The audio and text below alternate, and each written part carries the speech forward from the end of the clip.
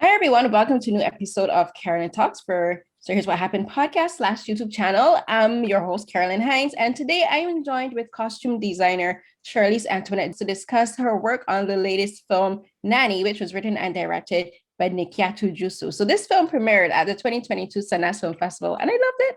It's one of my two favorite films from the festival. I'm so excited to have Charlese here to talk about the film because I just love how she uses color and textures for the characters and how it all goes back into the story of the character of Aisha, played by Anna Diop so brilliantly, I think. But before we get into the film, as usual, I like to have my guests say a bit about themselves and what got them into filmmaking. So, Charlese. Hi, thanks for having me. My name is Charlese Antoinette. I am a costume designer. I started my career in New York City, actually. I started off as an intern. And previously, before costume design, I was working in fashion, first in product development.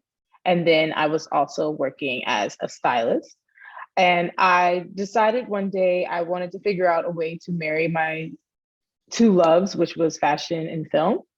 At the time, I didn't know anyone who was a costume designer, and I think like the only costume designer I knew of was probably Ruth Carter, just because I admired her work. You know, Malcolm X was one of my favorite movies as a kid, and so I just sought out information and harassed people until someone gave me an opportunity. And I turned to my first film, and I basically have been working ever since.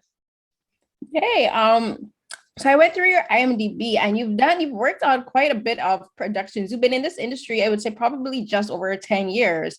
And Mhm. you've worked on different films that follow different genres. So like drama, family, like one of your latest projects is Raising Dion, which is a Netflix series, which is sci-fi. And you've done a few other films like Tomorrow, Yesterday. I think it's is it Yesterday, Tomorrow? I think it's yesterday. See yesterday. See you Uh, yesterday. yeah, my latest project is actually not Raising Dion. I did season one. You just My latest project is Judas and the Black Messiah, which won 2 Oscars last year. Yes, which yes, the costumes for that, I have a thing for leather. Like I'm right now, I'm wearing a leather skirt, and I'm like, yes, we came through the leather jackets. Everyone was flying. So Thank like you. you've done some amazing work. And for this film, for Nanny, can you talk about how you got into working with Nikyatu and like your and the creative process of discussing like the visual elements for this film in particular? Yeah, so it was interesting. Nikyatu got put on my radar through my representation, and it just so happened at the time I was doing all this press for Judas, and there was like a big Oscar weekend in LA, even though it was COVID. Like we had a bunch of things planned internally, like with the cast and crew, and so I was really really busy, and also at the same time I was working. I was doing press, doing Oscar stuff, and working. And this script came in my email, and I really, really loved the concepts. It was something different. It was something I have not been able to experience as a costume designer, like getting a script like that. So, like the concepts were involving, highlighting the plight of immigrant nannies, as well as tying in themes about African spirituality, like Mami Wata and Anansi, in mythology. And I just thought that was such a cool way to tell the story of this character's journey. And I was immediately intrigued, but I was so busy. So thankfully, uh, Nakia, the producer of the film, like was really persistent, and they were so patient with me. And I finally was able to put together a deck and talk through the concepts, and they were like, "You get it." And we were all just glad that it worked out timing wise, and like we were all patient with each other. You know what I mean? So yeah, so that's how I got into the project, and then from there, it was just about breaking down the script and the story and the characters and understanding who these people are.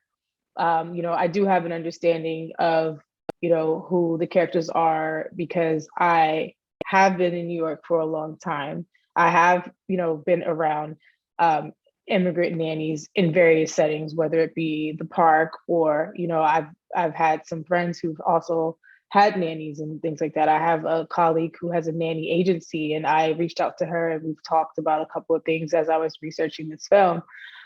So I had a lot more intimate knowledge than I realized about, her character, Aisha, and like her plight and her struggle.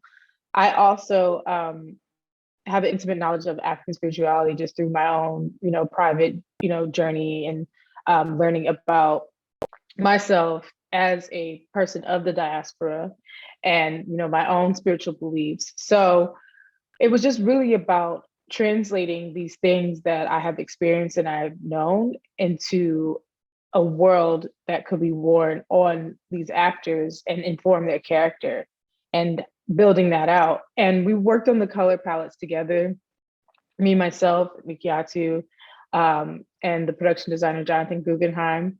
And, just off rip, the diaspora is colorful.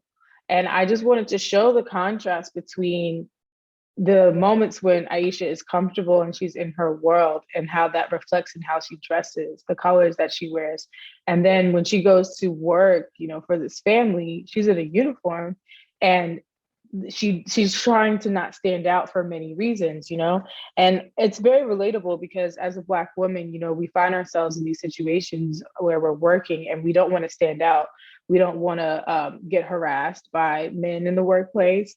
We don't want to offend the white women in the workplace who are going to be jealous of us for whatever reason, right? So you tend to like shrink yourself and be a little bit more subdued to survive.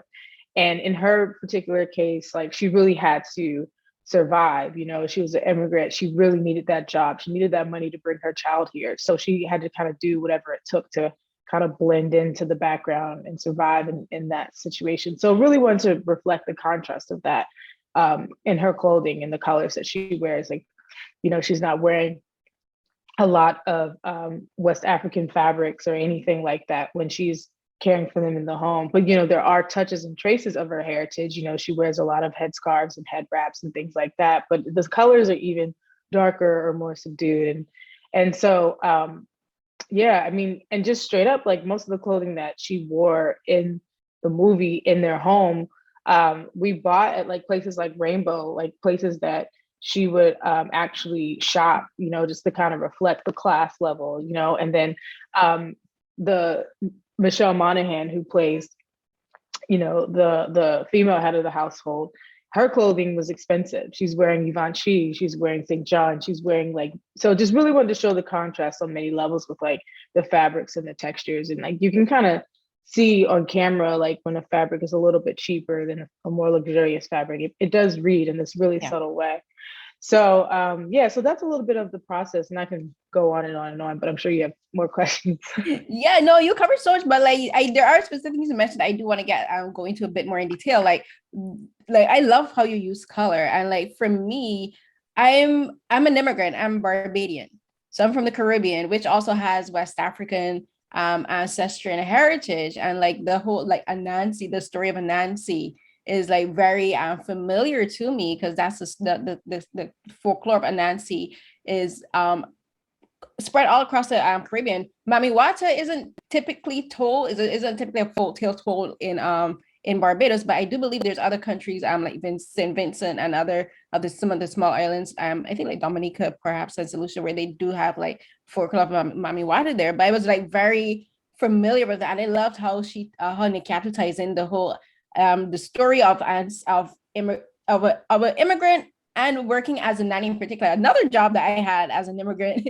here in Canada, like that was one of the first jobs I had. I worked as a nanny for a white family, and it was like spot on. I see so much of that. But with regards to like the clothing, like the way we do dress when we're working in these environments is completely different to how we would dress not only at home and with other people that we're around, but also in just like in other jobs. Like you talked about the differences in the textures of the clothing. Yeah, for sure. I like you said rainbow. I'm like, yeah, we have rainbow here in Toronto. So I'm like, yeah, I can see the cotton tunics that she wears. And that's one of the first things I want to talk to you. So one of the first scenes that we have with Aisha when she is hired by Amy is she's wearing this tunic, and in the lobby of the building where she lives, it looks white.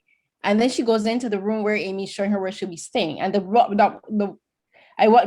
to talk about the production design, because I love how like you and Jonathan really collaborated for the design, because like the wall is like this blue, and her dress and the tunic almost makes her blend in to the background. And I saw that as like, this is where she begins to start to lose herself. And like for me, a lot of the film is about her trying to find herself, not only as a woman, but also as a mother and as an immigrant. Like she has to pull herself out of this environment. And like one of the most important scenes is that opening shot in the bedroom where she starts to blend in. So can you just talk about working with Jonathan and the cinematographer Tina Yang in particular, because the lighting is also I think the three of you did such a great job, like making everything tie together.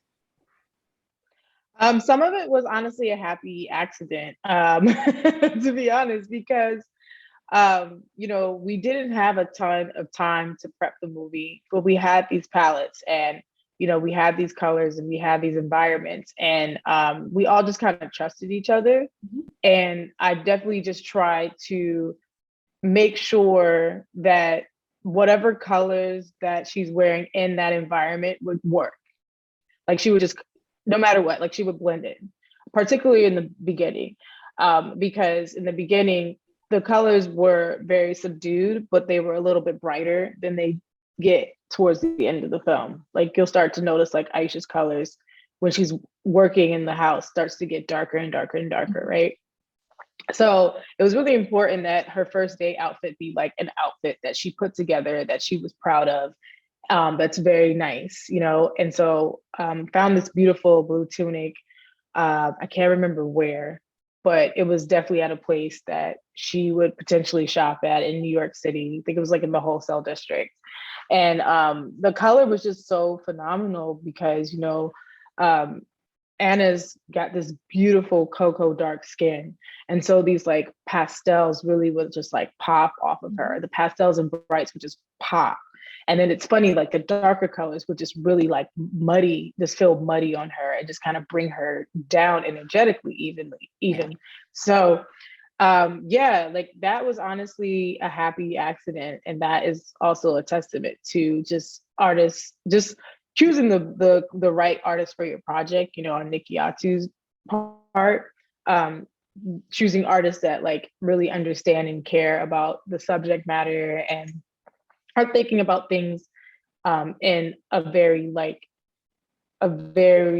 what's the word I'm looking for? Like we all felt and thought very deeply about color and texture, and we were all aligned on those thoughts and feelings. And I didn't necessarily go into it being like, oh, the wall in that space is going to be this like sea foamy blue green, so I got to put a light blue tunic on her. It just kind of worked out because I knew what the colors of that environment were going to be, and I picked the colors for her accordingly. It was honestly like a happy accident of collaboration. And you know what it says, like you call it happy accidents, and those are the best type of accidents, especially when it like makes everything just come together so effortlessly. And like you talked about the yellow, so Aisha is Senegalese, and the colors of Senegal are green, yellow, and red. And I love how you drop those colors around. Like you talked about, like you have the muted colors in the headscarf for sure, but there are two colors in particular, the red and the yellow. And I wanted to ask about those in particular because those two to me tell so much of a story. I saw yellow as being representative of home for Aisha. Like this is like she wears this color when she's comfortable around her own people and when she's thinking of her son Lamine, and she's like, she's like, this is home, this is everything. But then red is also a color where it's such an interesting scene where Amy gives her this red dress, and Amy's wearing this black dress with a drop waist and a plunging neckline, but she has Aisha in this tight fitting, form fitting. I love this red dress. It's like gorgeous. I would wear it. But it's not who Aisha is. Like it's not her. And I kind of saw it as a signal to how, like, especially because the film does talk about racism and white feminism, how white women can like see Black women as a threat and also a seductress, and like kind of like have this whole concept of like Black women as being a Jezebel. And it is kind of brought up later in the film. So talk about the use of reds and yellows and like the difference between the yellow balloon dress at the birthday party and that red dress at the dinner party? Yeah, so the yellow balloon dress I designed and sourced and got made in Harlem at the Senegalese market. At the African market, the Malcolm X Shabazz market. If people are familiar, you go there, it's amazing. There's booths and booths and booths of vendors from all over Africa who have shops in there. And I specifically went around and spoke to Senegalese tailors and sourced Senegalese fabrics from their shops, because I wanted what she's wearing at this party to be specifically of her culture and her region, you know, like I wanted it to be very, very specific, because it's the only opportunity we really had in the film to show what Senegalese fashion feels like and looks like in a modern context. You know, she's supposed to be like a 20 something year old woman, right? And so I spent a lot of time researching Senegalese fashion bloggers and looking at, you know, really awesome TikToks and reels on Instagram of like outfits they're putting together. And these amazing like fluttered sleeves were like consistent, you know? And I met a tailor and he had already some dresses that had that. And so I, you know, on a legal pad that he had, I sketched out an idea, you know, bought fabric from another Senegalese vendor that was those beautiful yellows and greens and oranges. Yellow just happened to be a color that popped so well against her skin. In addition to it being one of the colors of the Senegalese flag, it just popped so well against her skin. And, you know, and that kind of goldenrod yellow really represents joy, you know? And then, you know, in my belief system, I practice Ifa. It's definitely a color of Oshun, and Oshun represents like, you know, femininity and creativity and all these beautiful characteristics of being a woman and a creator, right? And creation comes from the womb. She's a mother, right? So that was the idea behind the color yellow, and then finding that fabric, which was just like perfect. And the dress originally was long, and we didn't like it. So we pinned it up and, you know, put some crinoline in it, so, you know, there was two tailors ended up working on it. The Senegalese amazing tailor who made the body of the dress and the long skirt. And then I had another tailor, Ronnie, who works in TV and film all the time in New York. He made it into a bubble skirt, you know, after I pinned it up haphazardly in a fitting. He smoothed it out for me. And it worked. I mean, it worked. We added another tulle skirt underneath it to really give it a nice flounce, and just wanted her to feel really young and playful and joyous and comfortable. Like she's at this party, she's having a good time. She's, you know, because it's like, again, it was the only moment where we got to see like her personality in that way, in that setting. And yeah, it just worked out like that really well. And in contrast, the red dress. So the red dress, I originally had designed another red dress and got it made. It was a silk dress that was even sexier. It was a little bit more revealing. So, and, you know, we didn't end up using it because Nikyatu was like, I think it's too sexy, it's too much. And so the red dress that we ended up using is from this brand called Likely that you can buy at Saks or Bloomingdale's. And, you know, because we were sourcing a bunch of red dresses. So in addition to the one that I designed, we had a bunch of other red dresses from all these high-end stores that, you know, Amy would shop at. So Saks, Bloomingdale's, Nordstrom's, if there was a red dress in there, we pulled it and tried it on her basically. And we settled on this dress because it was so tight and it looked like a dress that Amy would have in her closet, you know, and Amy and Aisha are very different women, obviously. So it looks like a really sexy, like corporate conservative type dress that you might put a blazer on with or something. But if you take it off, you're like serving, right? And I think there's also a couple of themes here, like you were talking about, like the violence that is enacted sometimes by white feminism against women of color and Black women specifically. Amy knew her husband was a philanderer, like she knew it. And so she like purposely did this, I think, to set up the situation for, you know, for Aisha to to basically see what kind of woman Aisha was, right? Or to even set up a situation where Aisha might need to, might have to leave. You know what I mean? Because of, the way her husband's actions play out, because she knows her husband. So it's like this weird, like, love hate kind of tug of war thing, because it's like you have this woman here taking care of your child, but you're really, really envious of her because your husband probably likes women like this, so you serve this woman up on a platter for him, to please him in a way, but you also set off this chain of events that becomes this like self-fulfilling prophecy for you. Because it's like, the nanny was sleeping with my husband, but you started that chain of events, you know what I mean? And that's not necessarily what happens in this film, but we kind of see it play out, and it's like, and then you get to be the victim, right? Because as we know, this happens. It happens, and I've seen it happen. It didn't happen to me, but I know like other women who worked as nannies, and they were like, yeah, these women shady. And so there's another very small scene after that. Like, to me as a Black woman, especially as a dark-skinned Black woman, I was like, yes, I'm like, this is how you know a Black woman worked on this film. And it's the lingerie that Aisha was wearing. I was like, is that Nubian skin? So I was like, I put it in my notes. I'm like, I have to ask her, is that Nubian skin? Like, what brand? It actually wasn't Nubian skin. Because again, I get really extra sometimes in a way that might annoy people about certain characters in certain films. And I really wanted to make sure that I was reflecting her class in everything that she was wearing. Like, Nubian skin's too expensive for her. She might not have that on her radar. So those pieces were actually from Aerie, American Eagle.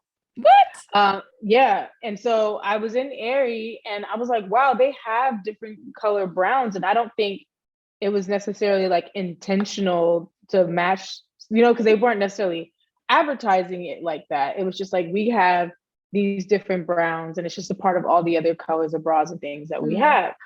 And I was surprised and I was like, oh, this is great. I was like, this is perfect for this sex scene because it needs to be modest. It doesn't need to be like super sexy and over the top. And she's not buying La Perla. She's not buying Agent Provocateur. Like, she's, maybe Victoria's Secret, but even Victoria's Secret to me felt like it was just like too much, It was like too over the top. So Aerie was like the perfect medium. I mean, a lot of costume designers and stylists use Aerie. I believe and Malcolm and Marie, Zendaya is wearing like an Aerie tank top and everybody like was obsessed over it. And it was Aerie. Yeah, like Aerie comes through for us.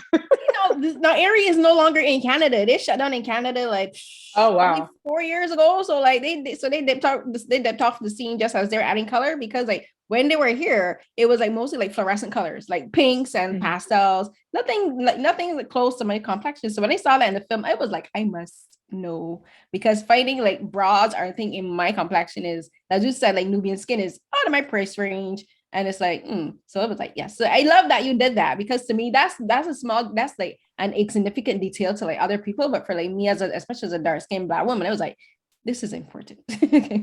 Yeah, I mean, everything that she wore underneath her clothing throughout the entire film, even if we didn't see it, like we always had her in proper skin tone matching bras and underwear, because it matters. Like, and as a costume designer, it matters, like I wanted her to come in her room every day when she's getting dressed and she's got a proper thong and it's not a like nude pale pink thong or pale pink, seamless underwear. Like we bought out browns for her for the entire run of the show that she wore, whether you saw it on camera or not. That's what she always had on, because it matters. It does. And I appreciate you for that, for taking the time to do that. Like that to me means it actually does mean a lot. It's not as hard as it used to be, honestly. Like it used to be really, really hard. Like at one point, Calvin Klein was like the go-to brand that had like chocolate brown and different brown bras. When I first started 10 years ago, that was like the only brand that would make various colors. And then other than that, we would have to buy black and like the shade black, but it's getting a little bit easier. Like it's it's hit or miss because again, it's not like people are like advertising it. Like they're like, we have every skin tone. But when you go into lingerie departments, particularly in bigger department stores, like Macy's Jockey is another brand that has all the colors. And if you go to a big enough Macy's, they'll have a wall with all the colors. So, I would say like Calvin Klein, Jockey, Aerie, and I'm trying to think of any other like, cheaper brands versus Nubian Skin that's they just like quietly have it now, and it's different than it was a couple years ago. That is great. I will make some notes and see what I can find online. So thank you for that. Yes. So we talked a bit about the specificity of like choosing like the materials like for the yellow dress and like for the red dress. So there's another outfit that really caught my attention, and it's like a tie-dye top that she wears when she's by the water. And like that's like being from the Caribbean, from like West Africa, like tie-dye is very common, and it's like a part of our, I would call it literally the fabric of our culture. So can you just also talk about that? Because like the tie-dye in particular has always reminded me of water and the ocean. So for you to actually see you connect that to a water scene and to the Mami Water in the film actually was something that I was just like, yes, I love this more too. Thank you. Yeah, that top I believe is actually batik. And it was an indigo batik top. It was made by Wow Wow by Wumi, a West African designer. The top in itself is just such a unique design, and it was such a flattering, beautiful top. And there's a couple scenes that got cut where she was kind of like out doing errands for the day. So it was like, this is my like really cute top. I'm out doing errands on this beautiful summer day, and that was the vibe for that look. And as things got edited, it ended up being her on the pier and having that moment where she's looking into the water. And I think again, it was one of those happy accidents where I was thinking about the water and darkness of water, but I wasn't necessarily thinking about how much her top would mirror the water. You know what I mean? Like I wasn't like, oh, visually, I'm going to pick this top because it's going to mirror water. But, as things progressing in the movie and her colors are getting darker, it was just like the perfect top. It was flattering, the color, the designer, where it was from. It was just like, this is the top. We got to use this top. And then the decision was made to use it in that scene, and it just worked out perfectly. Even her jeans are like a really deep indigo. And yeah, it just all worked out. I mean, just the top itself, the way it flows, the way it peplums, like everything, it was just made for a wide shot like that, just how beautiful and flattering it is. We used some more Wow Wow Wumi in the movie, but I believe some more of those scenes got cut. But yeah, she's a phenomenal designer, phenomenal. If you're not aware of her, I would look her up. I will. One thing I haven't been able to do since I moved to Canada, I haven't really been able to find or wear dresses like that. Like I wore like a lot of like batik and tie-dye and stuff like that back home. But like since I moved here, and I just like I miss like just like, even if I'm not wearing it, just like seeing everyone, like if I go down to Bridgetown, I would see like women in like batik, and like wearing like traditional prints and patterns and styles. And I do miss that. I can't wait to go home. But like, that's one of the things that I miss. And even like the crochet top, like when the scenes where the two crochet tops, one is white and one is like this burnt yellow. I was like, again, home.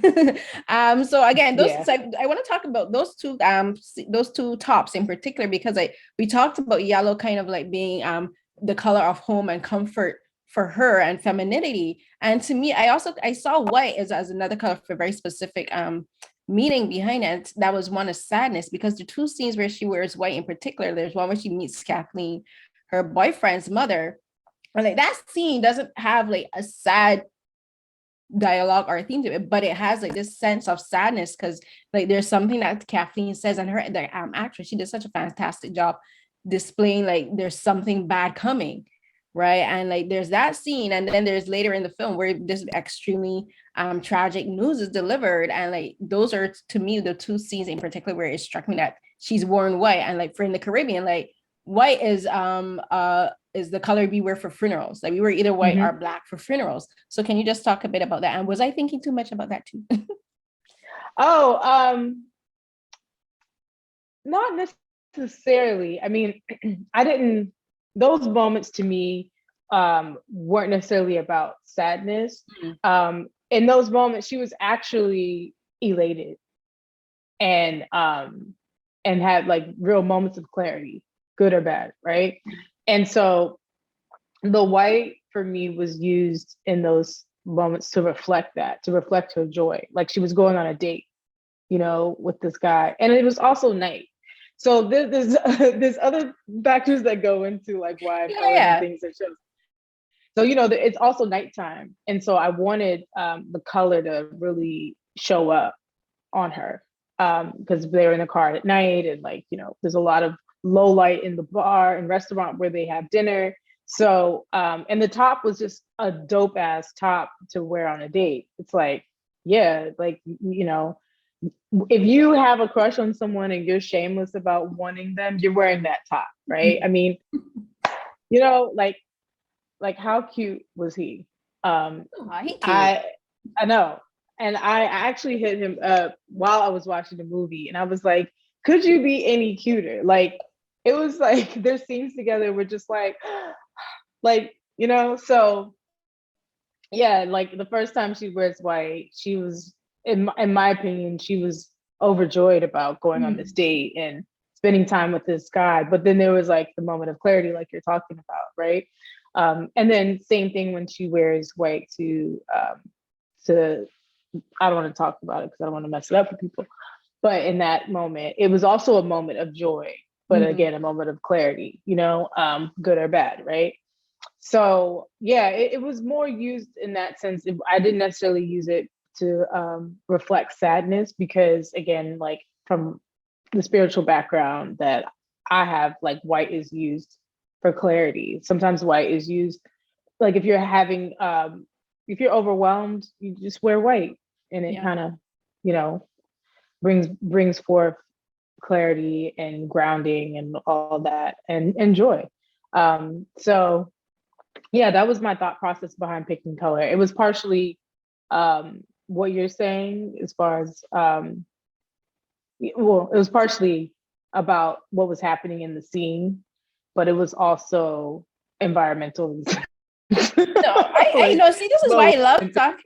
Yeah, this is why I love talking to creatives like you because I have my own interpretation of like the film and like what I'm seeing. Like to me it's so much fun to get to hear people like you talk about your actual like what was the actual intent for this. And like sometimes it does work out with what I'm seeing, and then sometimes like what you're saying about clarity, like I totally get that because I think for me it's just because of like I like you talked about the joy, and then it was like it did start as an extremely happy thing. Like she's going on a date, she's all happy to see to meet Malik's mother, and like this is a woman who knows her culture and who understands where she comes from and speaks her language, and she is happy, right? And like so like I'm glad that you reminded me of that because like for me in my head that scene, what the thing that for that scene that really sticks out for me is like when I was watching it the first time, in my head all I just had this sense of foreboding.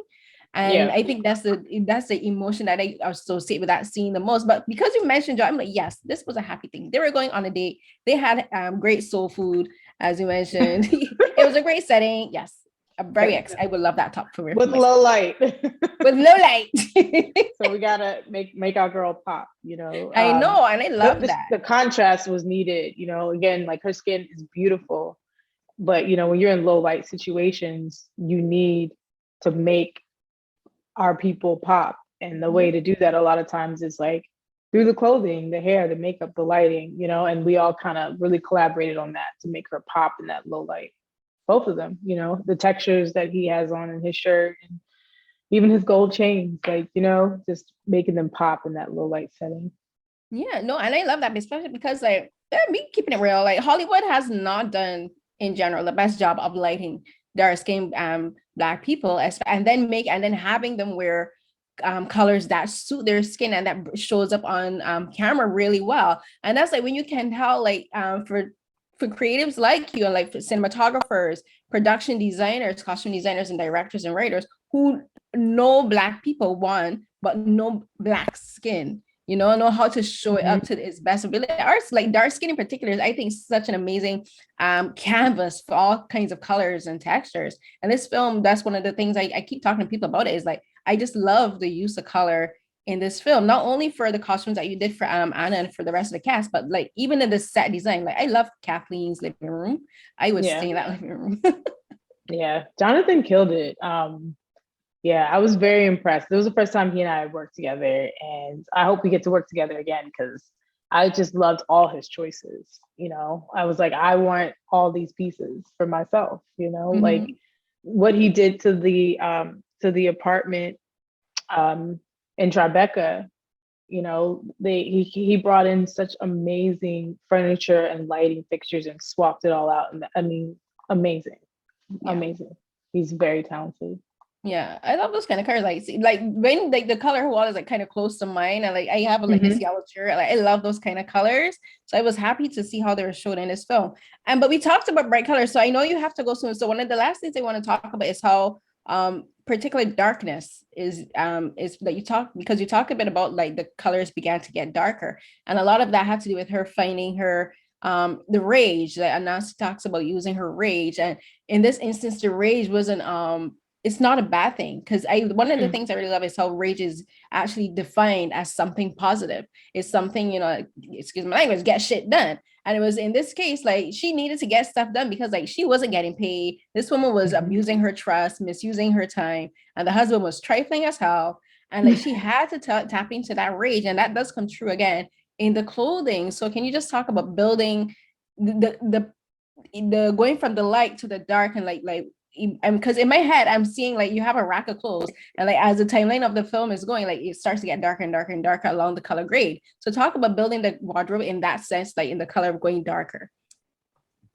Yeah, so when we started out, I sat down with my team and decided on palettes. So we start out at our brightest, at this party, this joyous birthday party. Everybody's in West African, clothing and prints and colors, and it's bright and it's vibrant. And from there, things start to lose color. So you start moving into like the pastels and the grays towards the middle. And then by the end, the colors get a lot darker. So we start moving to like, from bright red to burgundy, from these brighter like Kelly greens or even neon greens. Oh, and then also to note, the Gen X girl who's like in the braiding chair, that's like the only time you see neon in the film, because we wanted to like really make a distinction between, Aisha and her, like complete distinction. She needed to kind of stand apart. So she's got these pops of neon on.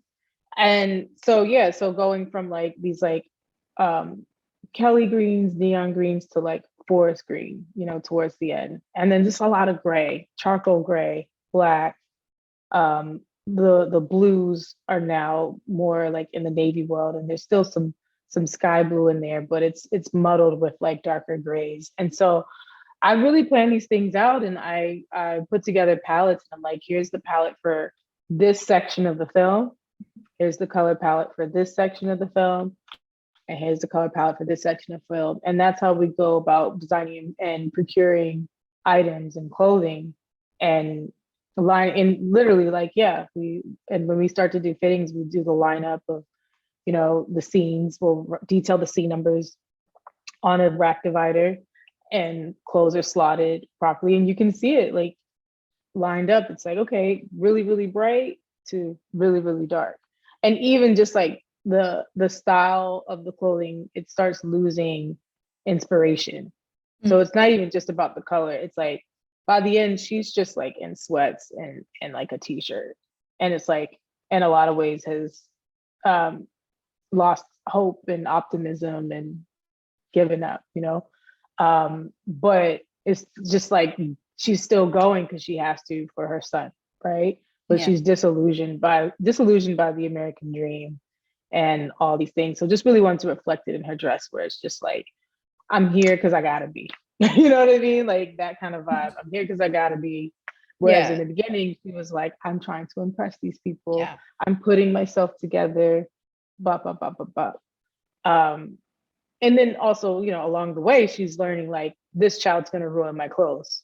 So once you realize that, you really stop dressing for work. Like if you're going to get spaghetti sauce on me or whatever, throw things at me. Why am I wearing my nice, I'm coming to work on the upper, on the Upper West Side top or whatever. So yeah, it was a lot of factors that went into the colors changing. It's like, okay, well, if you're wearing darker colors and you're, watching an unruly child and they make a mess, like it doesn't really affect you. You wipe yourself off and you keep going. And just wanted to reflect that, like how much and how hard she was working and how it was reflecting in her choices and her clothing and the colors that she was choosing and the lack of like optimism and faith and like this whole process. She's not getting paid, like all these things. So yeah, I think I answered your question. No, you did, because I just like the thing, especially because the film is about her being a Black woman, being an immigrant. Like she came to America, she wanted to get the American dream. She was like, I'm gonna move here, I'm gonna get all this money, I'm gonna provide for my son, I'm be able to bring my son here. And she's going into this, like you said, like she wanted to impress. And like for some, especially Black women in particular, we go into these spaces and we try to put on our best face, put our best face forward. We dress a particular way, we talk a particular way, because we're like, our livelihoods depend on these people. But then it's just like you realize these people also ain't shit. Right? And that's the realization she comes to. She's like, these people are messing with my money and they have no respect for me. So she's like, if you don't have respect for me, why should I have respect for you? Why should I try my best for you? We are not even doing the bare minimum. Mm-hmm. Yeah. I mean, I think a lot of us have been there where we've been in a situation and we were like so excited and so impressed by the people that we thought we were going to be working with or interacting with. And then you realize, oh, this isn't what I thought it was. Let me adjust, and that's a lot of what I read the story as, in addition to her being exhausted and sleep deprived, and having these nightmares and all these things happening, overworked, like there's a scene towards the end where she literally like gets off an overnight, goes home, changes, goes to check cashing place and goes right back. So like when you're working like that around the clock, you're not putting together an outfit. You're not reaching for a top like this. You're not like, oh, let me get you're like, okay, let me change these sweats into some other sweats. Let me change this tee into another tee and like keep it moving. Yeah, no, it's so true. And I appreciate the amount of detail and thought that you put into this film and into your work. Thank you so much for taking the time to speak with me, Charlese. I really appreciate this and getting your insight into the film and like your thought process as a creative. And I can't wait for everybody to see this film. Like I know some other Black women who saw it at for Sundance, and like we are all just like, we love this film.